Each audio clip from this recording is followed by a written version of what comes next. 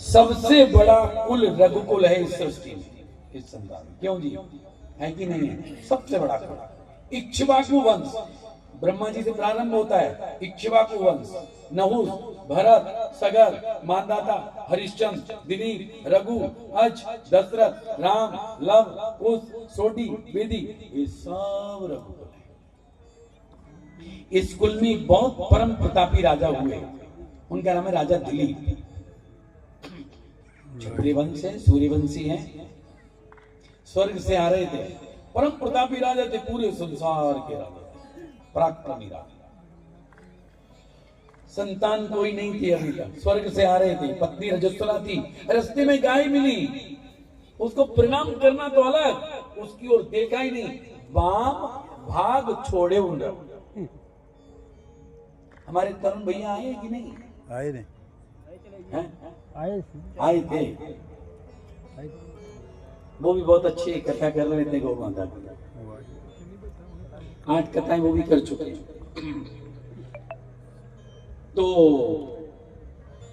रास्ते में गाय मिली, उनको श्राप लग गया, क्योंकि बड़े धार्मिक थे, गो प्रेमी थे, गोव्रती थे, लेकिन पता नहीं क्या बुद्धि फिरी थी, गाय को प्रणाम करना तो अलग, नमस्कार करना तो अलग, रुके भी नहीं, और बाम भाग छोड़े, बाएं भाग को छोड़ के निकल गए।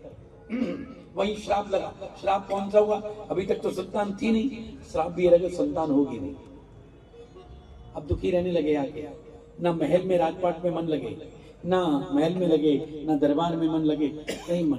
पत्नी सुदक्षिणा ने कहा, राजन प्रीतम, गुरुदेव के पास चलते। रघुकुल के कुलगुरु कौन है?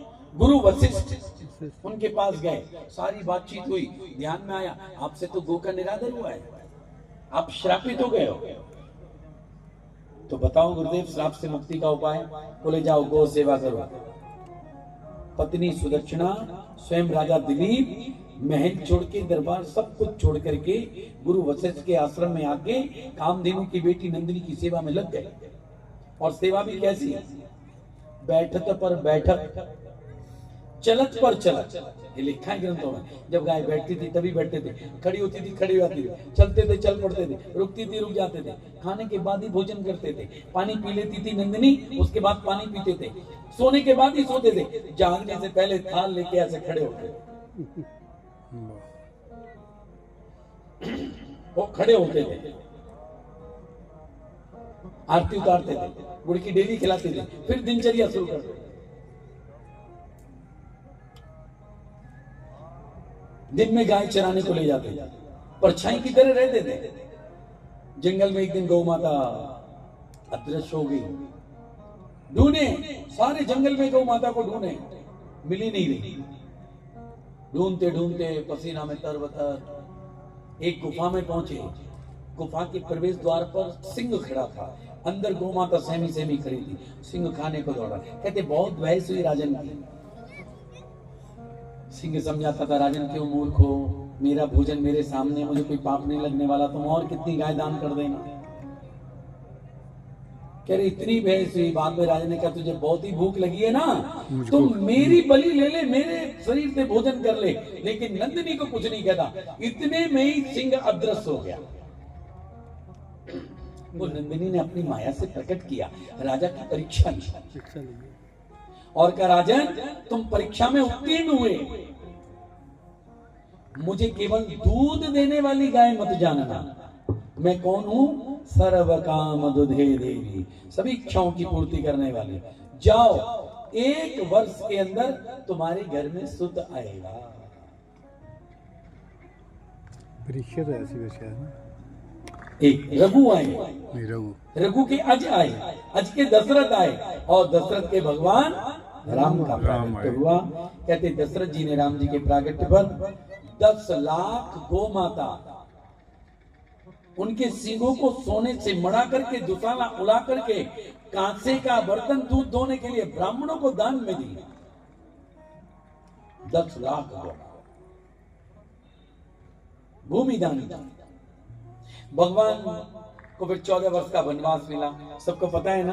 पता है। कितना बल्ला वनवास? 14 साल। किसने दिया वनवास? कई ने। केकई माँ। आप थोड़ा सा प्रसंग कर लेते हैं भाई साहब, बहुत सुंदर है। वास्तव में तीनों माताओं में सबसे ज्यादा प्रेम राम किसको करते थे बताओ? ककई केकई को। और कौशल्या माया, और केकई भी भरत उनका बेटा है, लेकिन सबसे ज्यादा प्रेम राम को करती है। तो कोई माँ अपने प्यारे बेटे को वनवास देगी क्या? इसमें एक तो सरस्वती माता जी और सारे देवी देवता, इनकी योजना से भगवान को वनवास केकई के द्वारा दिलवाया गया है। और वनवास मांगा किसने? वो घटना बताते हैं। बचपन में एक बार जो प्रसंग आता है, राम लक्ष्मण भरत शत्रुघ्न खेल रहे हैं, खेलते खेलते देखा बीच में से केकई मैया निकल के जा रही है। राम जी ने पकड़ लिया ऐसे माँ को, छोटे छोटे, मैया बोल कौन, मैया बोल कौन। मैया बोली इतना शैतान तो मेरा लक्ष्मण ही हो सकता है। अब राम तो मर्यादा है। राम सामने आ गए, मैया मैं जीता तू हारी, मैया मैं जीता तू हारी, अब इनाम दे कुछ। अरे राम बोल क्या चाहिए? जो मांगेगा वो दूंगी। अब राज परिवार है, वनवास राज परिवार है। हमारे हीरा जी है, बहुत बढ़िया। हम एक बार घर गए थे प्रभु जी के, बहुत बढ़िया पुरानी चीजें रखी हैं। कभी जाओ घर देखो, चूल्हा सारा ऐसा सिस्टम बहुत अच्छा रखा है, बड़ा अच्छा लगा। बर्तन पीतल के सब बढ़िया। बोलो क्या चाहिए? बोले मैया दे तो तुम ही सकती हो, और दे भी नहीं सकती। वनवास। लेकिन मैया मैं जो मांगने जा रहा हूं ना, अगर तुम दे दोगी ना, और दे तुम ही सकती हो, तो तेरा बेटा तुझे माँ कहने से हट जाएगा। बेटा माँ तेरे कक्ष में कभी प्रवेश नहीं करेगा। और सुन भैया, जो मैं मांगने जा रहा हूं, और अगर दे दिया तो संसार में कोई माँ केकई नाम नहीं रखेगी अपने बच्चे का, मंजूर है। और सुन माँ, तुझे सब छोड़ देंगे।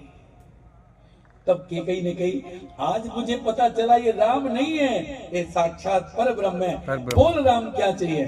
तो मैया सुन, पिताजी से मांगने के लिए तेरे पास 2 वरदान है। जो देवासुर संग्राम हुआ उसमें दशरथ जी की सहायता की थी केकई ने। तब दशरथ जी ने क्या कहा था?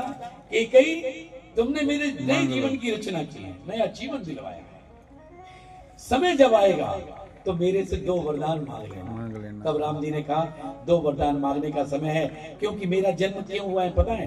विप्रधेनु सुर संत हित लीन मनुज अवतार, निज इच्छा निर्मित तनु माया गुण गौ। विप्र यानी ब्राह्मण, धेनु यानी गाय, सूर्य यानी देवता, और ऐसे संत जनों के हित कल्याण के लिए मैं स्वयं की इच्छा से धरती पर आया हूं, स्वयं की इच्छा। और ये महल में रह के हो नहीं सकता, मुझे तो राजा बना रहे हैं, युवराज बना रहे हैं, मैं तो जंगल में। एक दिन पहले तक तो कह रहे थे तैयार हो जाओ कल युवराज बनोगे, रात को ही राम को समाचार क्या मिलता है? कल उदासी वेश में, वनवासी वेश में 14 वर्ष के लिए जंगलों की तैयारी करो। राम दुखी नहीं हुए। तो मैंने क्या कहा? सुख और दुख हमसे है, दूसरा नहीं देता। रामानंद कोई तो काम, माँ ये चारों काम महल में रह के युवराज बन के मैं नहीं कर सकता, मुझे तो जंगल में जाना पड़ेगा। तो मुझे 14 वर्ष का वनवास मांग लेना पिताजी से, और जो मेरा प्रिय भरत है ना उसके लिए 14, तो उसके लिए राज। तो ये है। तो कहते हैं फिर भगवान को 14 वर्ष का वनवास मांगा है।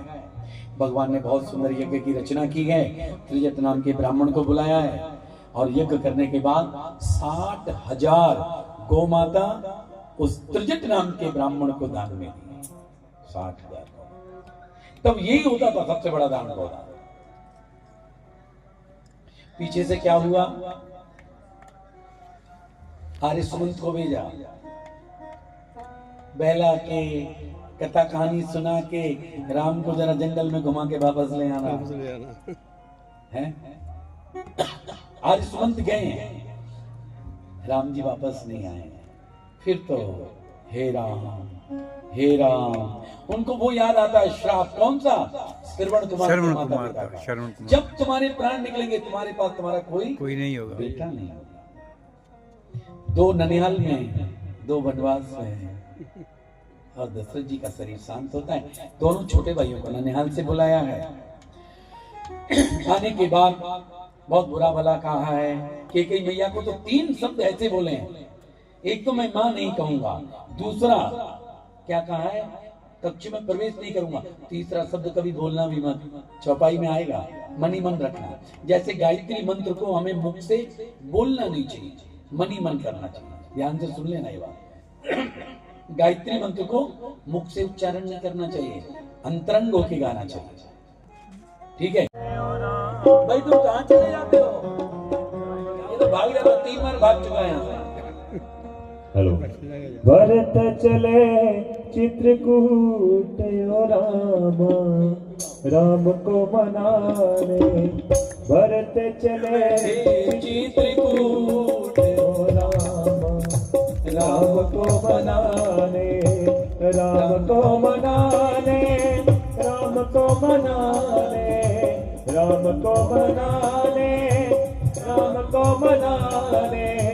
भरत चले चित्रकूट ओ रामा, राम को मनाने। भरत चले चित्रकूट ओ रामा, राम को मनाने।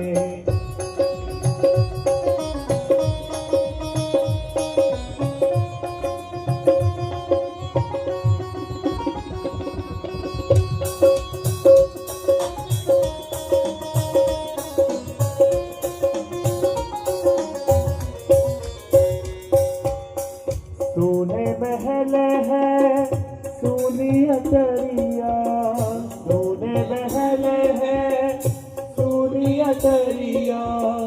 सोने नगर है सोनी डगरिया, सोने नगर है सोनी डगरिया।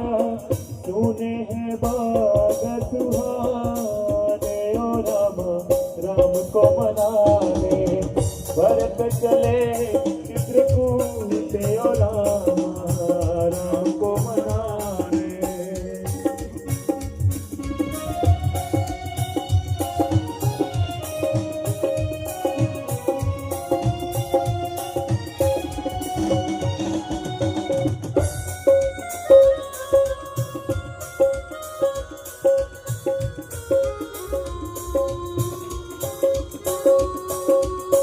राम माँ के कई का वचन मान के, माँ के कई का वचन मान के।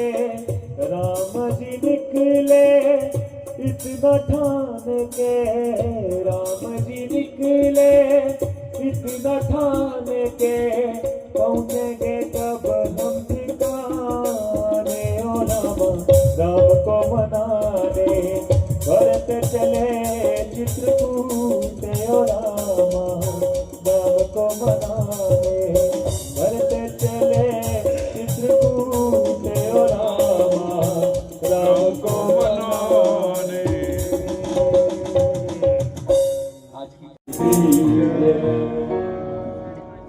की बड़ा ही शुभ अवसर गौ माता की कथा का हम सबको ये सौभाग्य प्राप्त हुआ है। बड़े ही सरल तरीके से श्री चंद्रकांत जी अखिल भारतीय गौ कथा प्रमुख वाचक हमें विस्तार से ये कथा सुना रहे हैं। हमें भी मौका मिला है हाजिरी परमात्मा के चरणों में।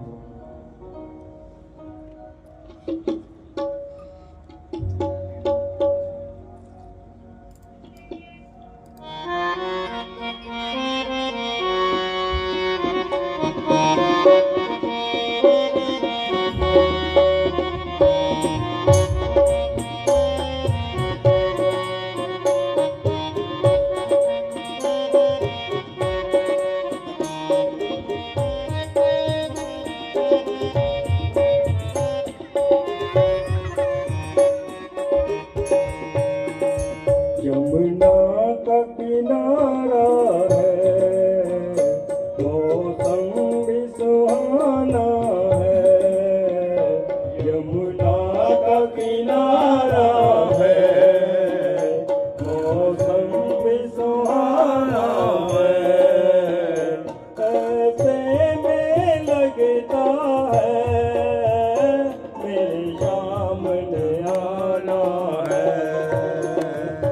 मेरे श्याम ने आना है, यमुना का किनारा है।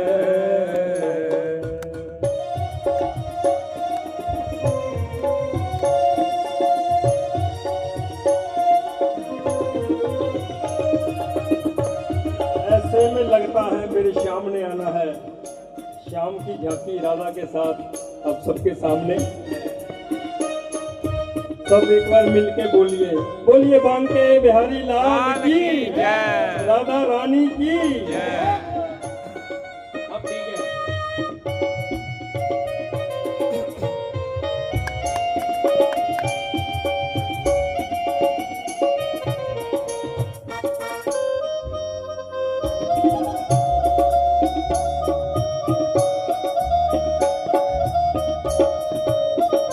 घर ऐसे में आ जाए, जी भर के सुनो मुरली।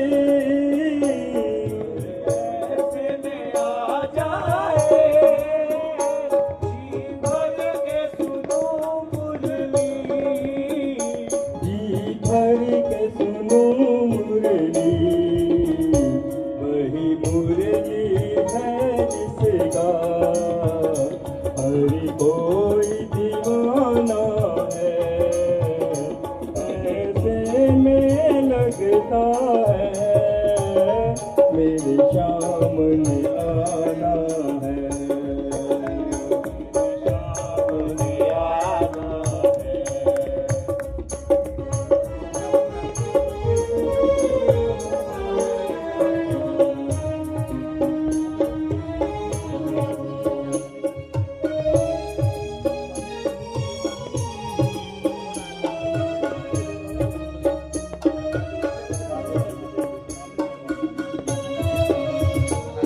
कैलाश शर्मा जी, दो कुर्सियां मंच पे लगा के बैठाइए जरा, श्याम जी आए हुए हैं।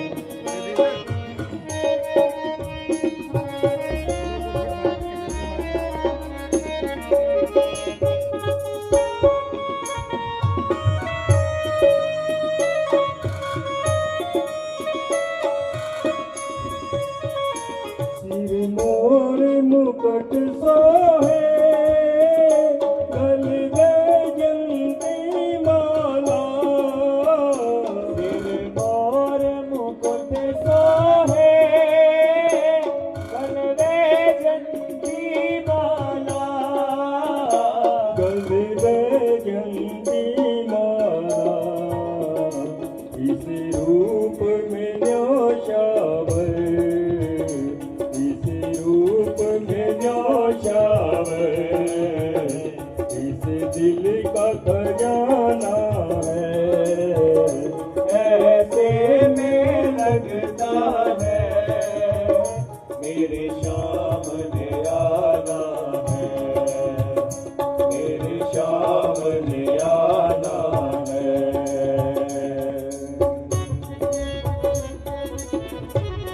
एक बात लिखने वाले ने बड़ी सुंदर लिखी है,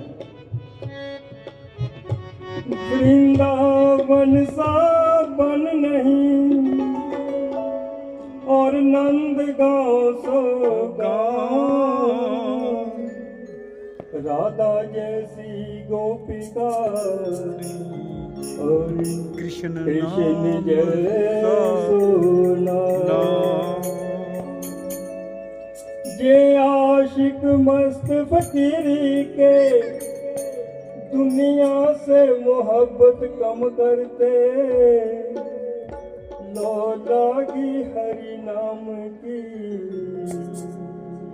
तो देखी सुध भी पर हरते। पारस पास पड़ा हो जिनके तो सोने चांदी का क्या करना। जब चाहो तब सोना है खजाना भर के क्या क्या करना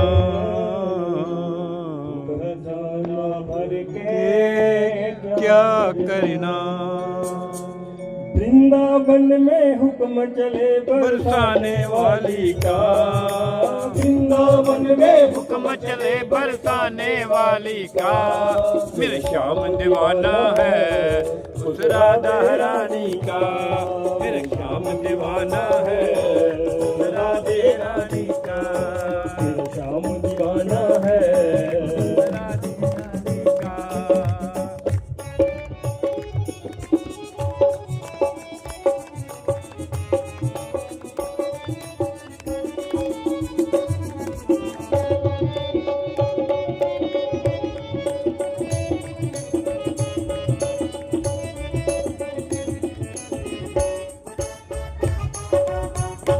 राधे राधे राधे राधे राधे पर, वहाँ पत्ते पत्ते पर, राधे राधे राधे पर, वहाँ पत्ते पत्ते पर, राज राधे का चलता गाँव के हर रास्ते पर, राज राधे का चलता गाँव के हर रास्ते पर। चारों तरफ डंडा बजता है बाल मुरारी का, मेरे श्याम दीवाना है उस राधे रानी का, मेरे श्याम दीवाना है उस राधे रानी का।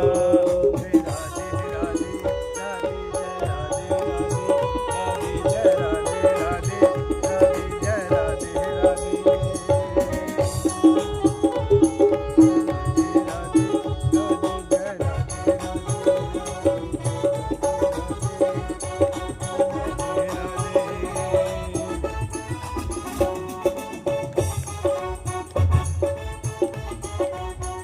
कोई नंदलाल कहता, कोई गोपाल कहता, कोई नंदलाल कहता, कोई गोपाल कहता, कोई कहता है कन्हैया, कोई बंसी का बजैया, कोई कहता है कन्हैया, कोई बंसी का बजैया। बदल कर रख डाला है कृष्ण मुरारी का, मेरा श्याम दीवाना है उस राधे रानी का, मेरा श्याम दीवाना है उस राधे रानी का, मेरा श्याम दीवाना है उस राधे रानी का, मेरा श्याम दीवाना है उस राधे रानी का। बोलिए बांके ये बिहारी लाल की जय। के गौरी नारायणी नमस्ते। सबसे पहले तो कथा के अंदर अपना कीमती समय निकालकर जितने भी भक्तजन पहुंचे हैं, दिल की गहराइयों से मैं धन्यवाद करता हूं। और आदरणीय गुरुदेव चंद्रकांत जी के मुख से आपने कथा का जो श्रवण सुना, बड़े ही सरल तरीके से उन्होंने समझाया कि जिस प्रकार जहाँ भी कथा की जाती है तो वहाँ पर सभी देवी देवता अपना सूक्ष्म रूप बनाकर आते हैं और अपना आशीर्वाद देते हैं। और गौ माता के जो कथा आज सुनाई कि 33 प्रकार के कोटि देवता गौ माता के अंदर विराजमान हैं, और जब हम गौ माता को प्यार करते तो हमें भी 33 कोटि देवी देवता का आशीर्वाद मिलता है। और जब हम गौ माता को बड़े प्यार से उसके ऊपर हाथ फेरते हैं तो आप देखते महसूस करते कि वाइब्रेशन देखी होगी आपने कि ये गौ माता की वाइब्रेशन पैदा करती है। और गौ माता अपना मुख उठा के हमारे कंधे पर रख लेती है। माँ का और बेटे का प्यार, तो माँ का हृदय बड़ा कोमल होता है, पुत्र कपूत हो जाता, माता कभी कुमाता नहीं होती। माँ का हृदय कोमल होता है कि माँ का लक्ष्य होता है कि मेरा बेटा कभी भी किसी मुसीबत में ना आए। और हमारे समाज के अंदर, हमारे देश के अंदर धीरे धीरे जो पुरानी संस्कृति है हम इसको भूलते जा रहे हैं। इसका एक कारण है कि सोशल मीडिया। कथा के अंदर जितने भी मेरी माता और बहनें बैठी हैं, मैं निवेदन करूंगा कि अपने बच्चों को आप इस सोशल मीडिया की बीमारी से बचाएं। हमने अपने छोटे छोटे बच्चों से लेकर बड़ों तक के अपने account social media, Facebook, WhatsApp, Instagram पर लगाए। सुबह उठते उसकी पोस्टें डालते हैं, शाम को तो उसकी पोस्टें डालते हैं। बच्चों को संस्कार दे पुराने, गुरुओं का, माता पिता का, देश का सम्मान करने का संस्कार दे। मंदिर लेकर जाएं, गुरुद्वारे लेकर जाएं, आप उसको एक धार्मिक कार्य की ओर अग्रसर करें बच्चों को, ना कि आप सोशल मीडिया की बीमारी में डालकर उनके जीवन को, आने वाले जीवन को आप बर्बाद करें।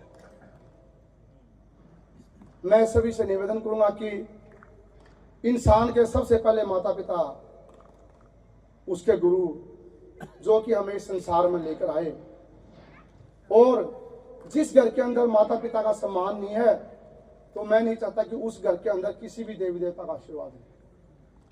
देखते हैं कि आज के दौर में जो ये समय चल रहा है कि माता पिता को हम भूलते जा रहे हैं,